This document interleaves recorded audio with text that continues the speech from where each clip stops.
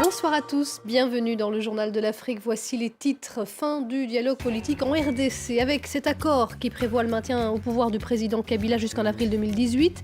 Un accord rejeté par la majeure partie de l'opposition qui avait boycotté ce dialogue, mais aussi par la France. Paris estime qu'il ne règle rien et qu'il y a des risques d'escalade.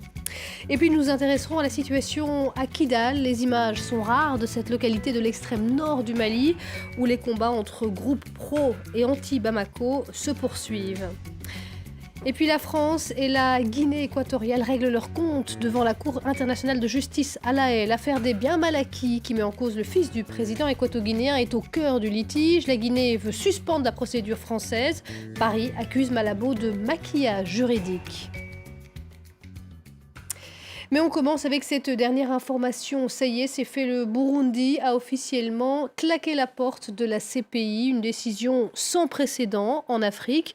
Le président Pierre Nkurunziza a signé ce mardi un décret entérinant la sortie de son pays du statut de Rome. Le voici d'ailleurs, ce décret publié par la présidente sur son compte Twitter. En avril dernier, la Cour pénale internationale avait ouvert une enquête préliminaire sur le Burundi à propos de massacres, de tortures, de viols commis notamment par des milices proches du pouvoir.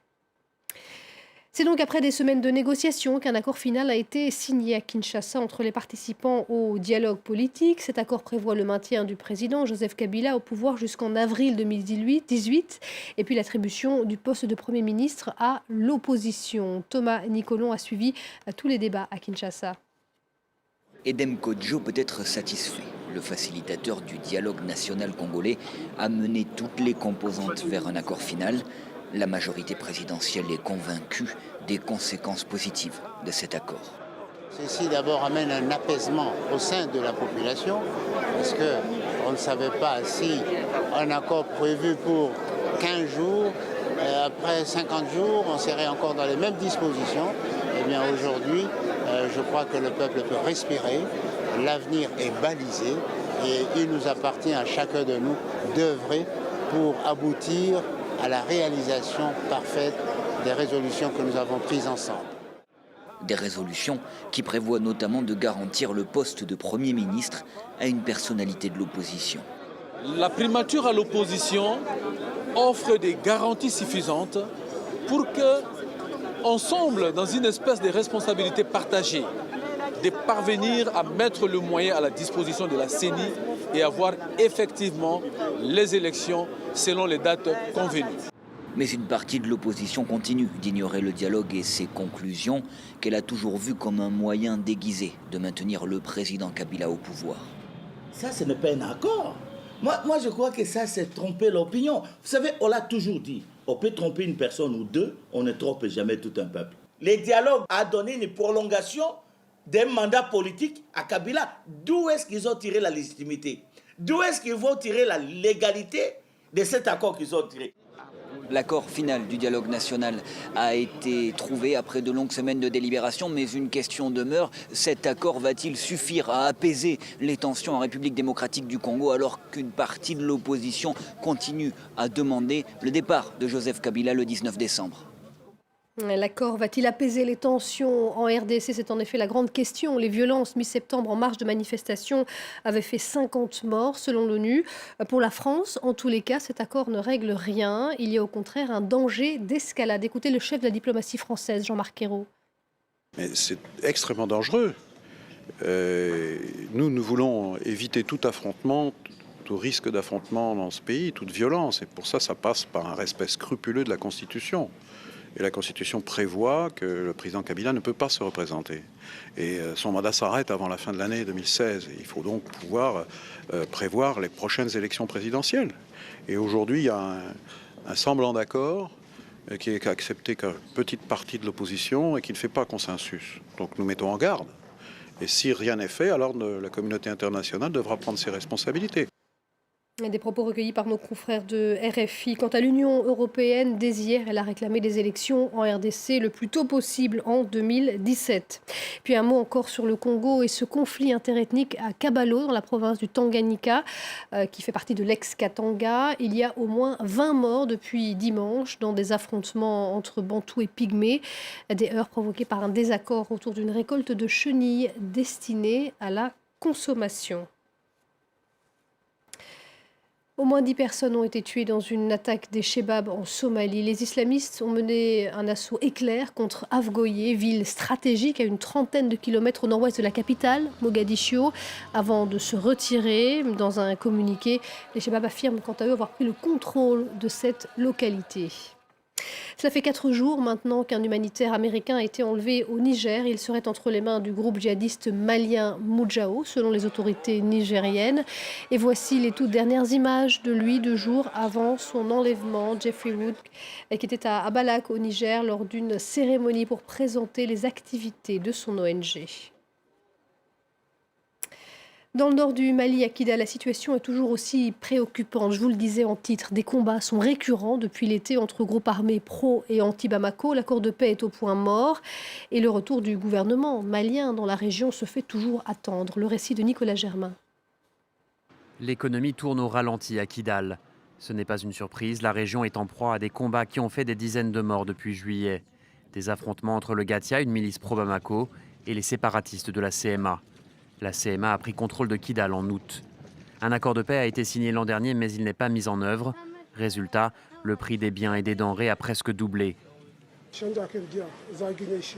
Le problème, c'est qu'on ne reçoit pas assez de marchandises. La seule solution, ce serait un vrai accord de paix. Pour nous, commerçants, notre survie dépend de la route qui arrive ici. Quand elle est fermée, on ne reçoit rien et alors on a de vrais problèmes. Les troupes de l'ONU et de l'armée française patrouillent les rues de Kidal, mais la peur règne. Le mois dernier, cette femme a fui une attaque dans son village, situé à 80 km d'ici. Ils ont tué 8 hommes, 4 civils et 4 membres du MNLA.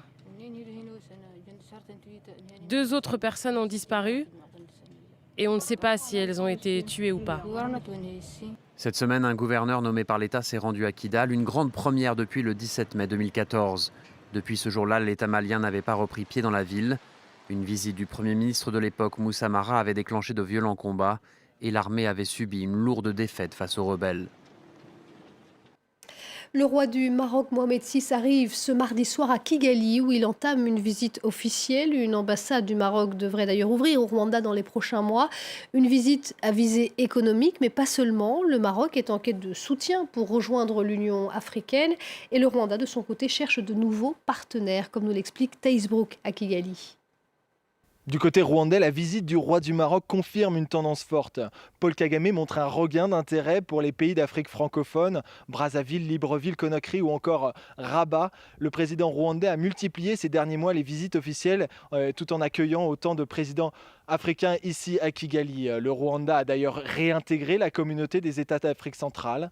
Un État fort, un positionnement anticolonial tout en mettant en avant ses réussites économiques. C'est un credo qui semble faire écho à ses homologues d'Afrique francophone. Pour Mohamed VI, l'intérêt de cette visite est avant tout économique. En effet, le roi du Maroc vient avec des chefs d'entreprises marocains dans ses valises, mais elle est aussi politique. Le royaume cherche des alliés avant le sommet de l'Union africaine qui va se dérouler en janvier prochain à Addis Abeba en Éthiopie. Il veut réintégrer l'institution panafricaine qu'il avait quittée en 1984 pour protester contre l'admission de la République arabe sahraoui. Et à l'issue de cette visite au Rwanda, Mohamed VI doit poursuivre sa tournée africaine en Afrique de l'Est, en Tanzanie, puis en Éthiopie. En Afrique du Sud, les étudiants restent mobilisés. Un leader estudiantin du mouvement qui dénonce la hausse des frais de scolarité a comparu devant le tribunal ce mardi. Il avait été arrêté dimanche pour violence et vol notamment.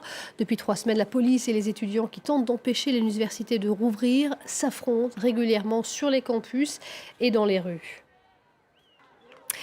Deuxième jour d'audience à La Haye, la France et la Guinée équatoriale s'affrontent devant la Cour internationale de justice. Au cœur de la discorde, cette fameuse affaire des biens mal acquis. Le fils du chef de l'État, accusé d'avoir acheté de somptueuses demeures avec de l'argent public, a été renvoyé devant la justice française. Et Malabo exige la suspension des poursuites. Stéphanie Mopa a suivi les discussions à La Haye. La Guinée équatoriale voudrait que la Cour internationale ordonne dès maintenant la suspension de toutes les procédures françaises, faute de quoi, dit-elle, elle subirait un dommage irréparable. La condamnation du vice-président, qui est aussi le fils du chef de l'État, porterait un préjudice extrêmement grave, ont affirmé les avocats de la Guinée équatoriale, qui estiment qu'il bénéficie de l'immunité diplomatique. Et cette question de l'immunité diplomatique a aussi été portée devant la Cour par Malabo, mais elle ne sera pas étudiée sur le fond avant plusieurs années.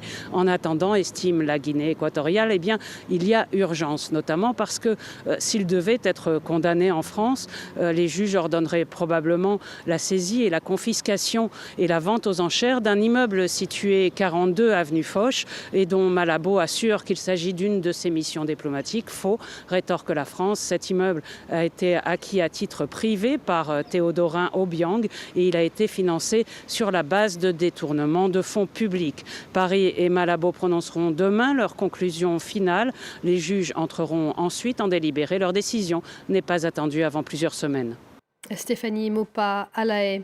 Et on va terminer ce journal en musique. Leurs fans les attendaient depuis plus d'1 an maintenant. Les P-Square, les deux frères nigérians, viennent de sortir leur dernier titre, Bank Alert. Et on se quitte en musique.